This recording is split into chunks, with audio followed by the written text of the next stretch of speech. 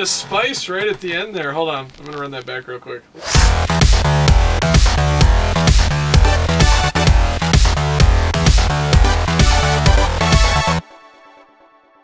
Hey everybody, what is up? I'm back with another music video reaction / review, and this time it is for Drama by 9MUSES.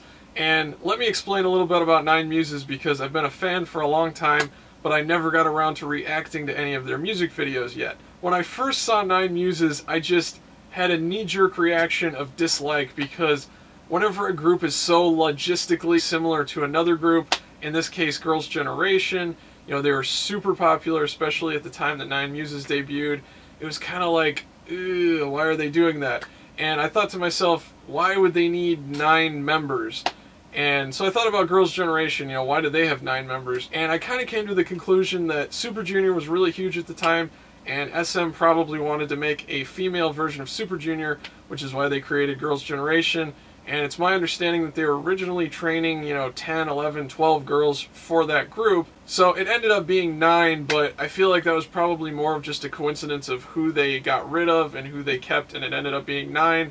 So they went with it. Then 9MUSES comes along later, and it's like, you know, does 9MUSES only sing in 9-part harmony? Do they absolutely need to have 9 members, exactly like Girls' Generation? You know, you can just hear some marketing guy at the label going, hey, this 9-member girls group, Girls' Generation's pretty huge right now, we should try something similar, and putting 9MUSES together. But the thing about 9MUSES that almost immediately won me over, except for super early stuff and the fact that they were a 9-member group, they don't really try to copy Girls' Generation. Their concepts are different and unique, the persona that they put out there is very different, and each individual member's style and singing talents were very different than Girls' Generation. So I guess the moral of the story is don't judge a book by its cover, even though they look at first glance very similar to Girls' Generation. They have a lot to offer, definitely some really cool and different sounding songs, and the fact that they seem to work really hard on their singing and their performances, you can just kind of see that, especially live.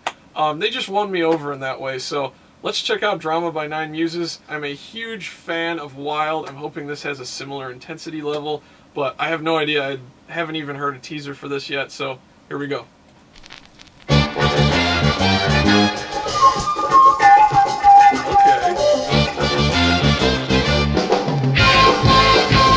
And of course, the new members. One of my favorite members, the leader Sarah, left the group. If you aren't aware of that, plenty of places you can look that up online. I won't get into it, but I'm sure they'll have a little different sound.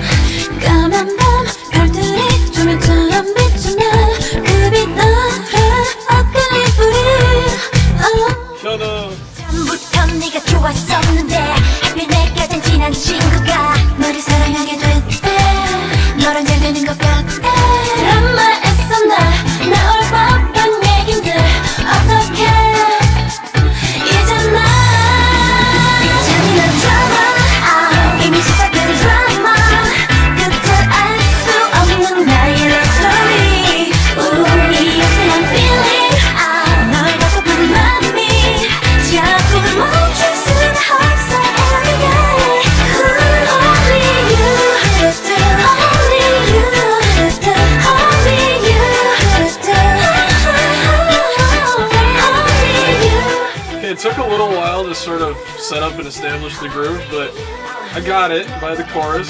It's cool, I see what they're trying to do.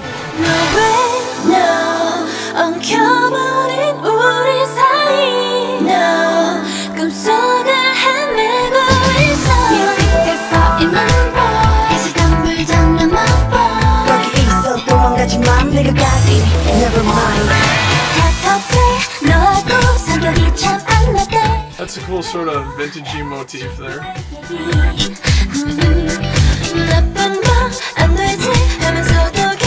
There it is again. 하루에 12번도 더 너의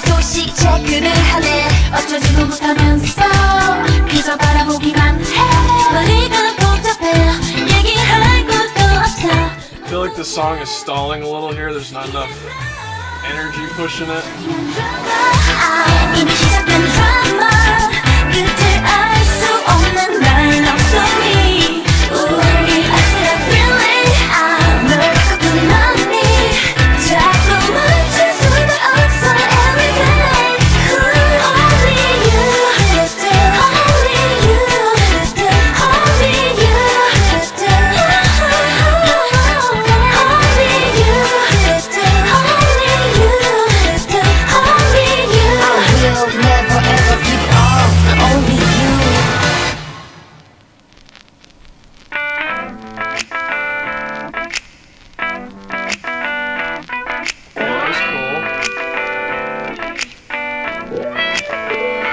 Come on baby, hey, hurry up baby.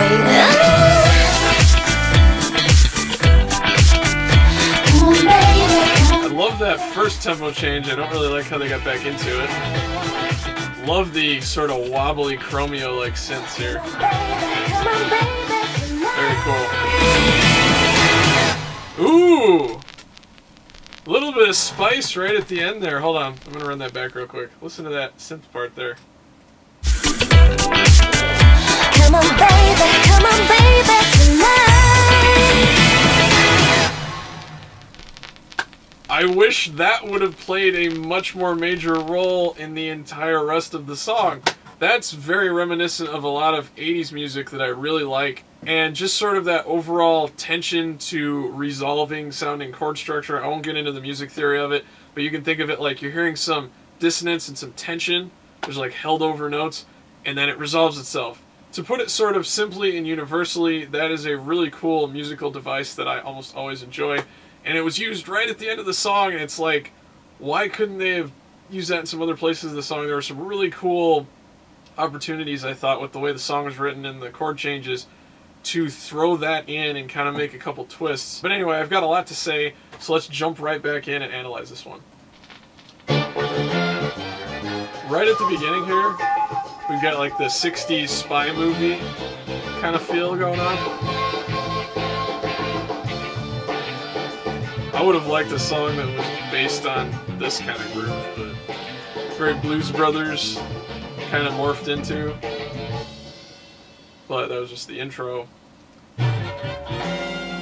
They did keep the brass and the same kind of instrumentation.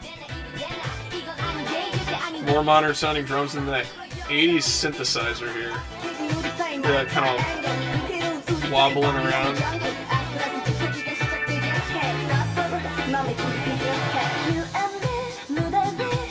I don't know if I like starting the song off with a rap.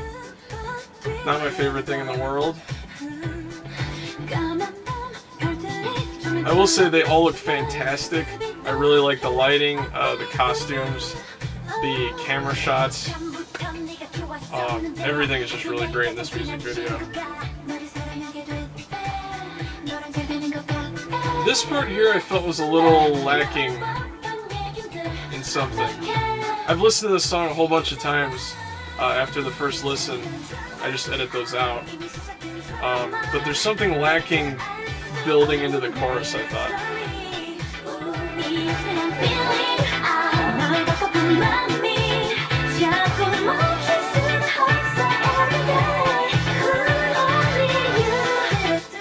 Some nice little vocal harmonies, nothing too extreme, nothing too intense singing-wise. This song has kind of a laid-back groove to it, and that's okay. Would I have liked something a little more intense, like Wild? Yeah, but this isn't bad at all. It's just not my favorite style of music.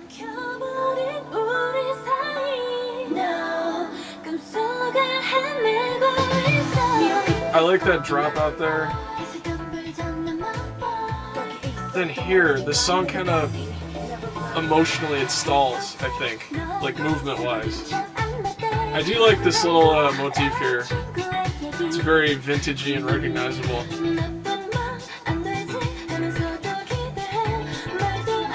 That was very clever. But this whole area here, there's a little bit more movement. But still, it's like it's lacking build. It's lacking the leading up feeling for the chorus. I don't know. Maybe you could have done something with the brass or horn section there. That would have been pretty cool.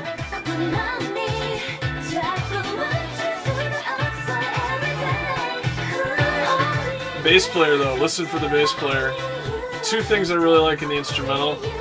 The synth parts, very 80s funky sounding, and the bass player, awesome bass line.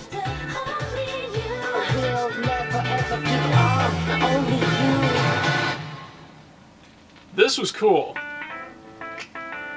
That's a huge tempo change, and it doesn't directly connect, but I felt the pacing was good. It almost sounds like it was supposed to happen that way logically.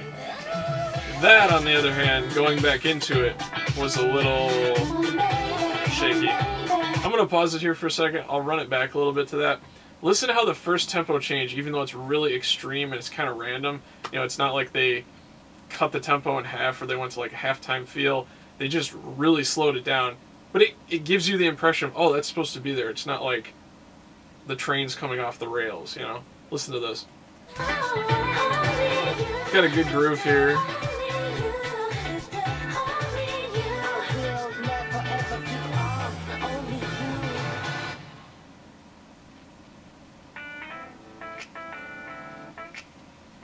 That feels right, which is hard to do when you make a drastic change. Here, though. Come on, baby, come on, baby. Hey, hurry up, baby.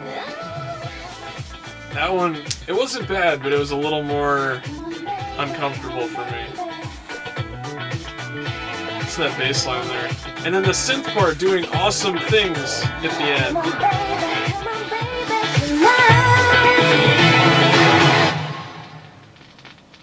Why couldn't they have used that awesome riff and chord structure in other parts of the song? Actually, you know what? I'm going to play back some other parts of the song, and I'm going to go ahead and add those in post-production. And it's not going to sound perfect because I'm not completely remaking the song. I'm just going to copy-paste that little synth part over other sections, but kind of try to listen for the potential of where they could have spun the chord changes and just the sort of level of intensity and sort of keeping you on the edge of your seat and excitement. Kind of keep in mind like how much that's increasing or could potentially increase by sticking that in other areas. So like listen here.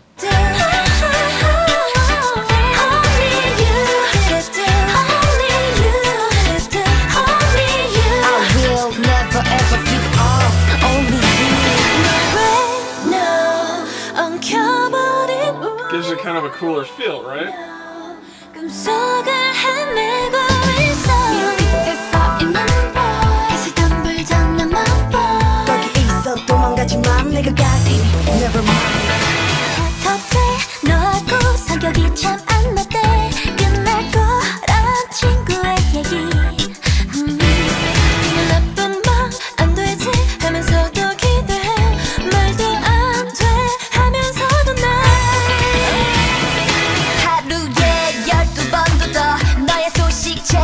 Really cool bass part going on there in case you missed it the last time. Like, if this part was building and then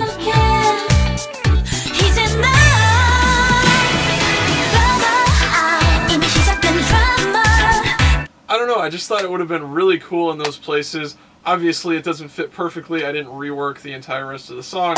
I just jammed them in there, and hopefully your ear can kind of pick up like where it could have gone. Hearing that new chord in there kind of jarring things. I wouldn't have put it in every single area like I did just now. I was just trying to demonstrate all of the possible places you could stick that in. And I think I maybe would have inserted it into one or two sections, maybe like in the second verse, like leave the first verse as it is, and then throw some of that once or twice into the second verse, and then maybe like in one of the last choruses, do the same thing there, or leading into like the last chorus, just to you know, keep things exciting, change things up a little bit. So overall, I really like the song. I can appreciate a good groove too if it's done well like this song is. And I'm still going to have to evaluate the new members, kind of try to figure out what they add to the sound, and also figure out what their sound is missing now that Sarah's gone. You know, she was one of the best singers in the group, I think. And actually the other members that left also had really unique voices, so that's gonna have a big impact on their sound. This song was maybe produced the way it was to help mask some of those differences in sound. It's not a song where you're really noticing, you know, like big vocal runs where you would miss someone like a Sarah, or you would notice someone else stepping up and filling her role just in a very different way. This song, I think, purposefully kind of holds back a little bit, so it's not a huge shock to the fans.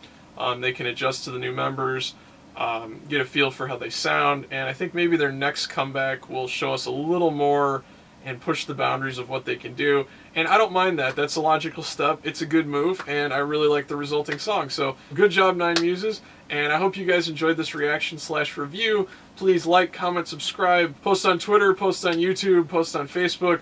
All that stuff really helps us out. If you guys didn't see it, I actually interviewed Mamamoo. It was an amazing opportunity. Yes, I got to interview Mamamoo. You can see that video right here. Please check it out if you haven't seen it already. They are really super cool, and I'm beyond excited that I got to talk to them. So hopefully you guys can check that out if you have some free time, and we do plan on doing more interviews of K-pop singers in the future, so keep an eye out for those, and I'll see you guys next time.